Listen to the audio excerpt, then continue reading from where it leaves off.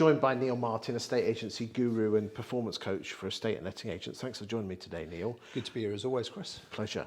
Question is this. The last 2 years in estate agency has been absolutely easy, like shelling peas. Yep. If the market toughens, it's going to be hard for estate agents. Yep. What's going to happen? Talk to me.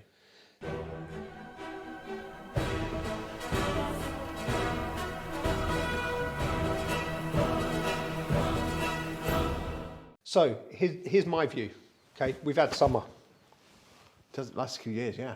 Like the last few years, it's all been summer. Here's a tip. Here's something that will interest you. Estate agents in the last 2 years since lockdown have earned over £7 billion worth in estate agency fees. Yeah. That's a lot of money. That's a hell of a lot of money. It's a hell of a lot of money. And let's get slightly controversial and talk about why. Because Christmas is normally the thing that actually makes a lot of people want to move. Yeah. Either because they go, oh, I love you, let's move in together. Or they go, I can't stand you anymore and I need to move out. Lockdowns were basically extended Christmases, weren't they? Mm. Yeah, and they forced a lot of people to go, is the home, even if it wasn't a change in relationship status, it was is the home we're living in the right home for us to be in? Then we've had all kinds of government initiatives and incentives that have helped the market, stamp duty and low interest rates and all kinds of stuff. It's changing.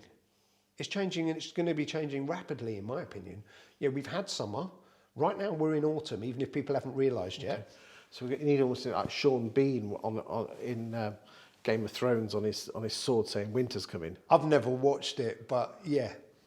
I've never watched the programme, so I don't know about the Sean Bean Watch the third series, but after that. But yeah, winter's coming. But winter is coming.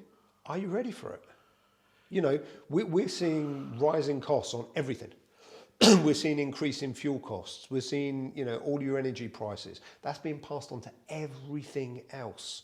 We're seeing, I think we're just starting to see the fallout from the impact on businesses of the pandemic. We're just starting to see that. The number of businesses that I've spoken to, not necessarily in the estate agency and letting agency market, because that's been boom, but the number of businesses I've spoken to in other industries where it's been really tough for them, and some of them are struggling to keep their doors open.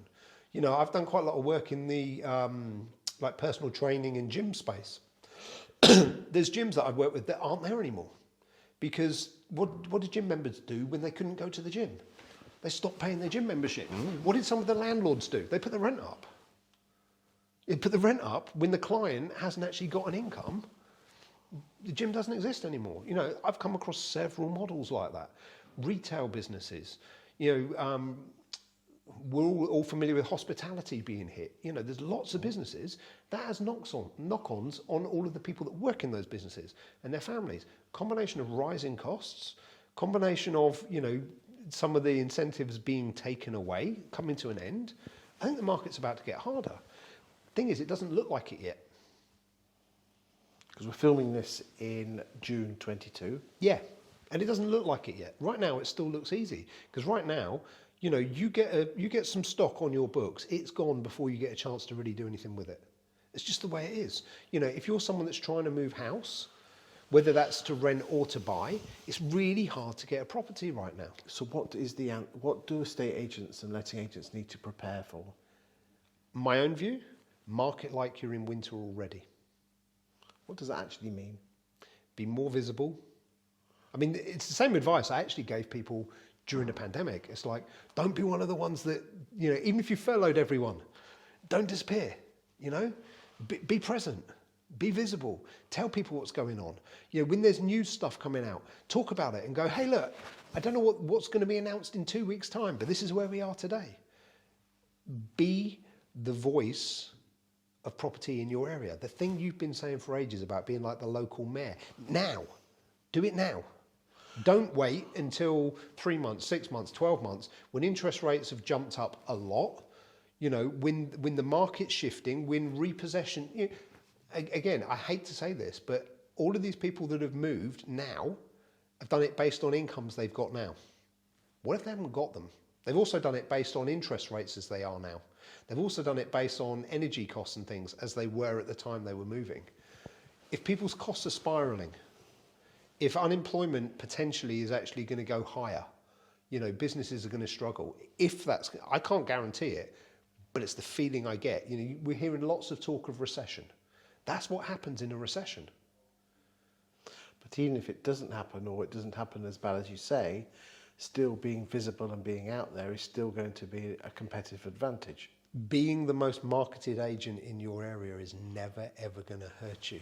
The issue that I see is there's a lot of people right now who feel like they don't need to do it because it's too easy. All they seem to do is just chuck their listings They're out. winning business anyway, so I'll do that later. Right now, I can't keep up. Right now we've got, everything's happening so fast, haven't got time to focus on. The stuff you haven't got time to focus on that you know is important, don't wait until it's too late. But agents are running around like headless chickens. Is it a case of, is that they're doing too much £10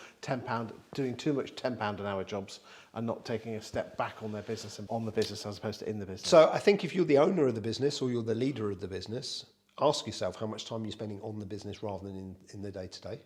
And if you're spending too much time in the day-to-day and you're not, like you say, not stepping back, make that time available. Hire someone. Do whatever it is you need to do to make that time available. And when you block that time out, make it ring-fenced. The most important diary entry you'll ever have is the one where you're working on yourself and working on the business.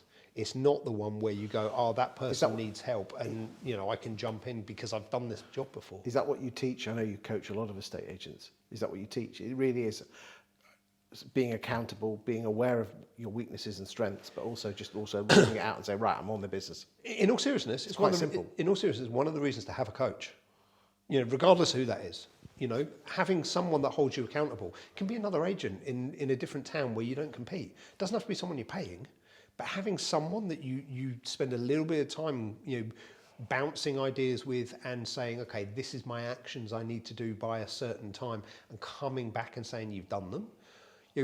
I don't do something I'm about to say here. I don't do very often. I'll be honest. I don't do it very often, but I have been known to do it. I've had people turn up for a coaching call with me, and there were outcomes from the last one they were supposed to do, and I'm like, is it all done? They're like, no, I haven't had time. I'm like, well, you've got the next hour. It's like, what do you mean you've got the next hour? It's like, well, it's a waste of time us having a call. If you haven't done the work from the last one, you've got the next hour. Go and get on with it. Now, like I say, I don't like doing that because it's tough love that not everyone appreciates. But sometimes it's what we need, and having someone that holds us accountable actually keeps us focused on the right things. It's quite simple, isn't it? Yeah, it is. Have to do it. But but lottery winners, okay, slight tangent here, but lottery winners, the percentage of lottery winners that end up broke is frightening.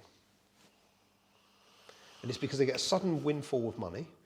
They didn't make the money. They don't always know how to handle the money, and they don't realise how quickly they're spending it. It's almost the same when a business, especially young businesses that have never gone through a recession before. If you've gone through some of this stuff before, maybe you're well qualified to know what to do, right? But if you've never gone through some of this stuff before, if you're a fairly young, fairly new business, and you've only dealt with the good times, if you're not prepared for the bad times, you're going to be like that lottery winner that suddenly goes, now what do I do? Where's the money coming from? How am I going to pay everyone? And if you leave it until it's too late, it's too late. Fascinating insight. Thank you for your time today, Neil. Thanks, Chris.